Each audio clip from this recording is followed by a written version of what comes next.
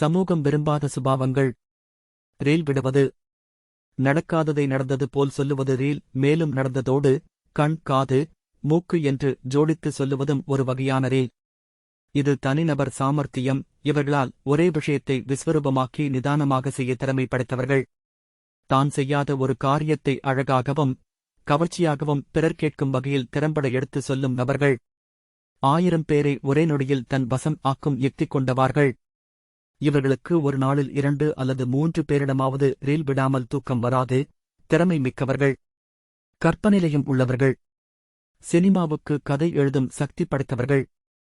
Reel விடுபவரும் ரீலை கேட்பவரும் அருமையான நேரத்தை வீணடிப்பவர்கள். நேரம் பொன்னானது. இந்த ரீல் விடும் சமயத்தை பயன்படும்.